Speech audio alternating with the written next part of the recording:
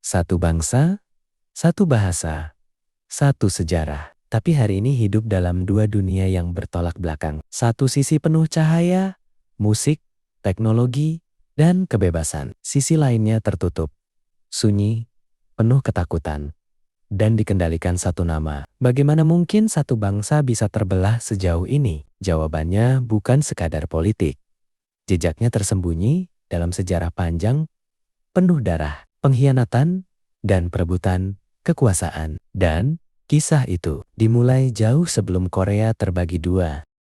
Satu bangsa, satu tanah, tapi kini dua dunia yang saling membelakangi. Di selatan, kebebasan, kemajuan, dan gemerlap K-pop. Di utara, isolasi, ketakutan, dan pemimpin mutlak. Dulu mereka bersatu, kini bermusuhan. Tapi, siapa sebenarnya yang memisahkan mereka? Pada awal abad ke-19, Korea hidup dalam dunia yang terisolasi dari negara lain. Mereka menutup diri dari pengaruh luar dan sangat menjaga adat serta tradisi. Karena sikap inilah bangsa-bangsa barat menjuluki Korea sebagai kerajaan pertapa. Saat dunia mulai membuka diri lewat perdagangan dan diplomasi, Korea justru tetap bertahan dalam kebijakan isolasi yang ketat. Sementara itu, di seberang laut, Jepang yang sebelumnya juga tertutup justru mengalami perubahan besar. Tahun 1868, Jepang memulai restorasi Meiji,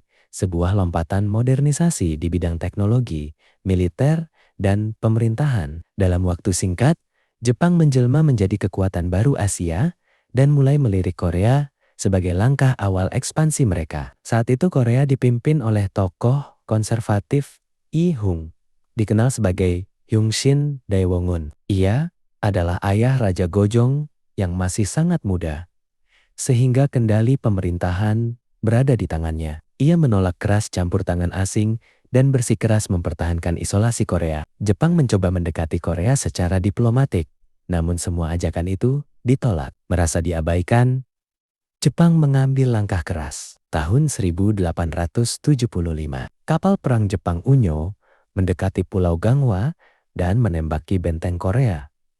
Insiden ini menjadi alasan bagi Jepang untuk menekan Korea secara paksa. Setahun kemudian, Korea dipaksa menandatangani perjanjian Gangwa. Korea harus membuka 3 pelabuhan untuk Jepang, mengizinkan konsulat Jepang berdiri, dan warga Jepang di Korea tidak tunduk pada hukum Korea. Lebih jauh lagi, Korea dipaksa mengakui dirinya sebagai negara merdeka dari Tiongkok.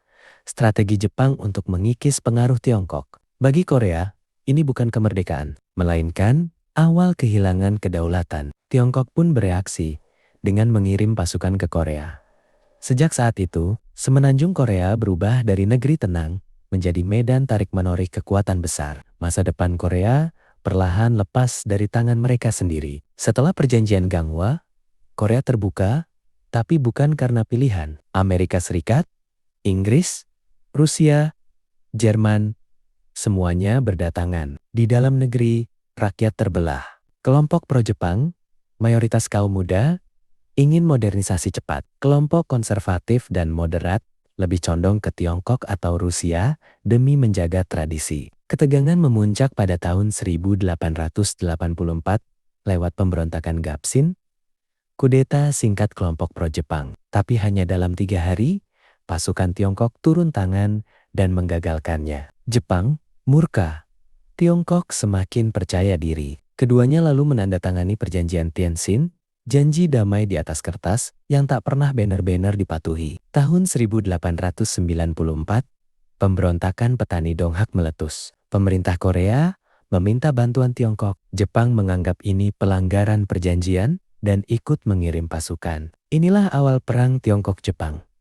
Jepang menang telak. Pengaruh Tiongkok lenyap, dan Korea sepenuhnya jatuh ke tangan Jepang. Tahun 1905, perjanjian Eulsa membuat Korea kehilangan kedaulatan diplomatik. Dan pada 1910, Jepang resmi mencaplok Korea. Penjajahan dimulai. Bahasa Korea dilarang. Nama Korea diganti. Tanah dirampas. Budaya dihapus. Namun, di balik penindasan, api perlawanan terus menyala. Tahun 1919, Gerakan 1 Maret Tet mengguncang Korea. Rakyat turun ke jalan menuntut kemerdekaan. Jepang membalas dengan kekerasan brutal. Ribuan tewas. Tapi dari tragedi ini lahir perlawanan yang lebih terorganisir. Termasuk pemerintahan sementara di pengasingan dan tokoh-tokoh seperti Kim Il-sung. Momentum besar datang tahun ke-1945. Jepang kalah dalam Perang Dunia II. Korea berharap merdeka. Namun harapan itu pupus. Amerika Serikat dan Uni Soviet membagi Korea di garis lintang 38 derajat. Utara, komunis, selatan, demokratis. Pembagian yang katanya sementara menjadi permanen. Tahun 1948, dua negara berdiri, Korea Selatan dengan Syngman Rhee, Korea Utara dengan Kim Il-sung. Dua ideologi, dua klaim, satu tanah. Tahun 1950, perang meletus. Perang Korea.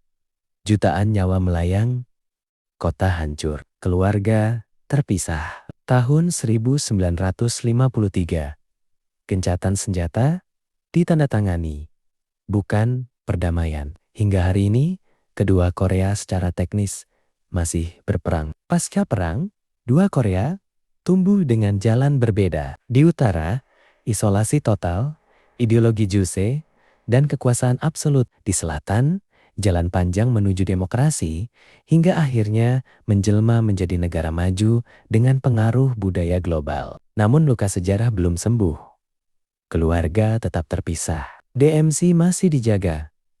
Harapan perdamaian selalu datang dan selalu pupus. Dua Korea, dua sistem, dua masa depan. Namun tetap satu bangsa yang dulu pernah hidup berdampingan sebelum sejarah memisahkan mereka. Pertanyaannya sekarang bukan lagi siapa yang memisahkan Korea, melainkan Puntika, apakah suatu hari sejarah akan memberi mereka kesempatan untuk bersatu kembali? Terima kasih sudah menonton sampai akhir. Kalau kamu suka konten seperti ini, jangan lupa like, share, dan subscribe. Dan menurut kamu, kisah siapa lagi yang paling layak kita gali lebih dalam? Tulis di kolom komentar.